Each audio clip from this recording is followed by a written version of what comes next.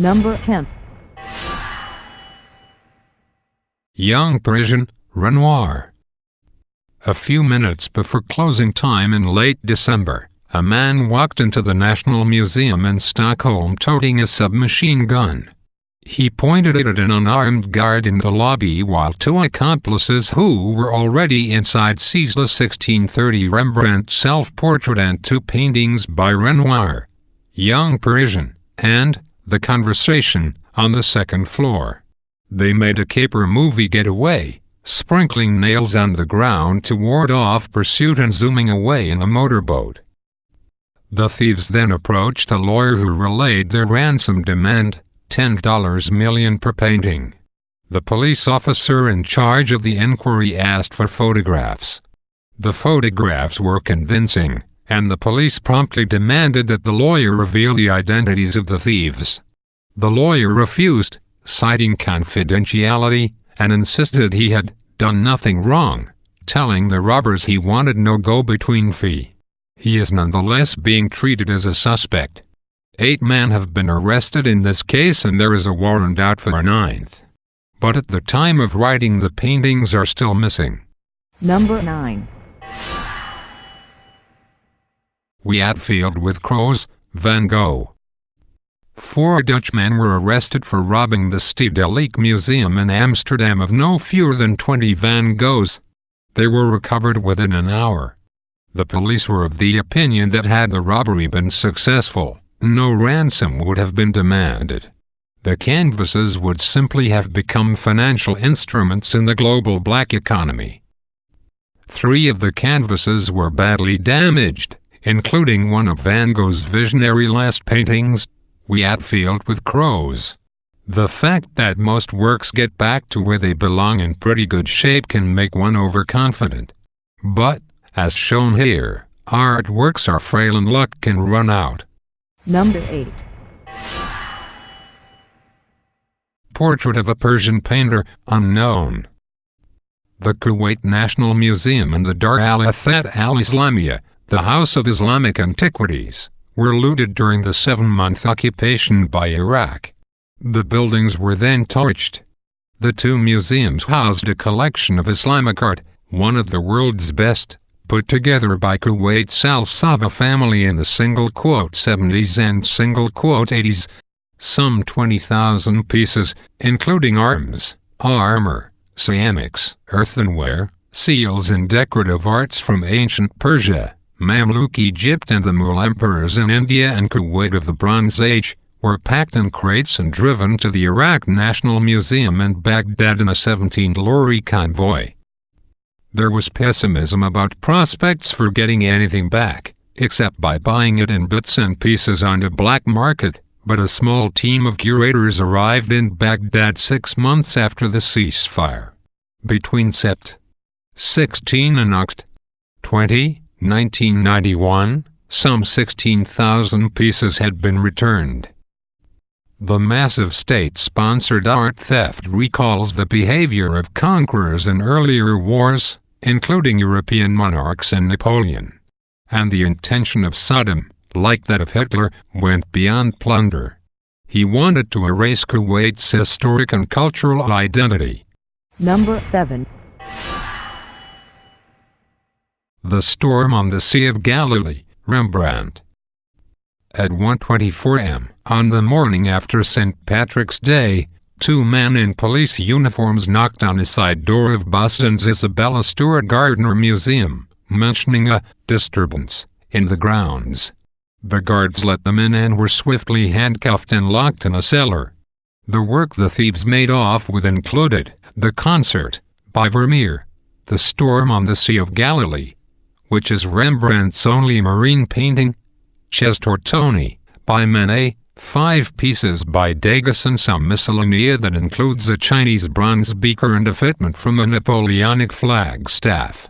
Untouched were the Renaissance paintings, including Titian's Europa, which is arguably the most valuable piece in the collection. The current dollar figure attached to the stolen work is $300 million. In 1997, with the investigation moribund, The museum raised the reward from $1 million to $5 million. Tipsters understandably emerged, amongst them a Boston antiques dealer, William P. Youngworth III.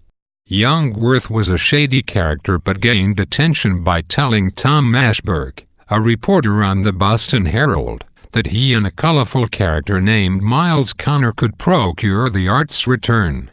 His price, immunity for himself, the release of Connor from jail and, naturally, the reward. Connor was behind bars at the time of the Gardner heist, for another art heist, but claimed he could locate the art if released. Credibility soon began to leak. Then Mashberg got a telephone call that led to a nocturnal drive to a warehouse, where he was shown, by torchlight, what may or may not have been Rembrandt's Storm on the Sea of Galilee. He was later given some paint chips, supposedly from that painting. Doubts sprang up. The chips were not from the Rembrandt. The U.S. attorney demanded that one of the paintings be returned as proof that the works were on hand. This didn't happen. Negotiations petered out.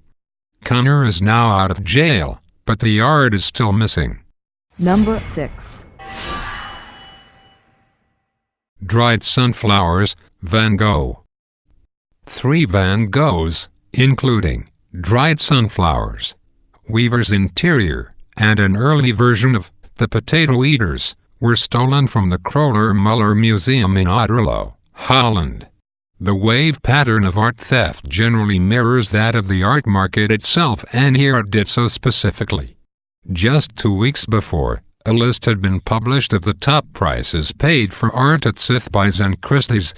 It listed 5 Van Goghs among the top 10, including the $53.90 million paid for irises, then the highest price ever paid for a painting. The thieves returned and asked for $2.50 million for the other 2. The police got them back on July 13, 1989. No ransom was paid. Number 5. Rayfish with basket of onions, Chardin. The break-in at the Manhattan branch of the London dealer, Carnegie's, on East 8th Street was sophisticated. It involved a break-in through a skylight and a maneuver with a rope that could have sent the robbers plunging down the stairwell. Once inside, however, the perpetrators became bumblers, treading on a couple of canvases, and by no means choosing the best on the walls. That said, the 18 paintings and 10 drawings they made off with included 2 paintings by Fra Angelico, insured at $4 million, and Rayfish with Basket of Onions, by Chardin. Only 14 of the works were ever recovered. The loot had an estimated value, then, of $6 million to $10 million, making it New York's biggest art heist. It underlined that pickings at private galleries can rival those at museums, with higher insurance and, usually, lower security. Number 4. Pacal's Burial Mask, Historical. In December 1985, guards from the National Museum of Anthropology in Mexico arrived at work to discover that sheets of glass had been removed from 7 showcases. The 140 objects that were taken included jade and gold pieces from the Maya, Aztec, Zapotec and Mixtec sculptures. The curator, Felipe Solis, estimated that one piece alone, a vase shaped like a monkey, could be worth over $20 million on the market if a buyer could be found. Most of the pieces were an inch or so in height. The entire haul would have fitted comfortably into a couple of suitcases. It is still accounted as the single largest theft of precious objects. The burial mask was recovered. Number 3. Various paintings, Renoir, Monet, Corot. The theft of 9 paintings, including Renoir's, Bather's, and Monet's, Impression, Soleil Levant, which gave Impressionism its name, from the Marmottan Museum, Paris, took place in 1985. The police at first theorized that the radical group Action Direct had committed the crime. but several paintings stolen from a provincial French museum in early 1984 were recovered in Japan after a tip-off from a fence. The paintings, including Corot's, were in the hands of Shinichi Fujikuma, a known gangster. He had been behind the Marmaton heist too. Indeed, he had circulated a catalogue of the 9 soon-to-be-stolen paintings. Japan's short statute of limitations on stolen art was notorious, and rumors became rampant that the Japanese mob, aka the Yakuza, had penetrated the art world. The truth was on a smaller scale. Fujikuma had been arrested in France with 7.8 kilos of heroin in 1978. During a 5-year sentence, he came to know Philippe Gemin and Youssef Kamoun, members of an art theft syndicate. They pulled the job for him. But the paintings were recovered in 1991, in Corsica. Number 2. The Flagellation of Christ, Piero della Francesca. Italy, the home of art, has also been the home of art theft. When 2 paintings by Piero della Francesca, The Flagellation of Christ, and The Madonna of Senigallia, and Raphael, the Mute, were cut from their frames and stolen from the Ducal Palace, Urbino, it was described as the art crime of the century. The crime was wholly driven by profit. It was committed by local criminals who planned to sell the work on the international market and would not be the last to discover that much reproduced masterworks are hopelessly illiquid. The paintings were recovered undamaged in Locarno, Switzerland, in March 1976. Number 1. The Duke of Wellington, Goya.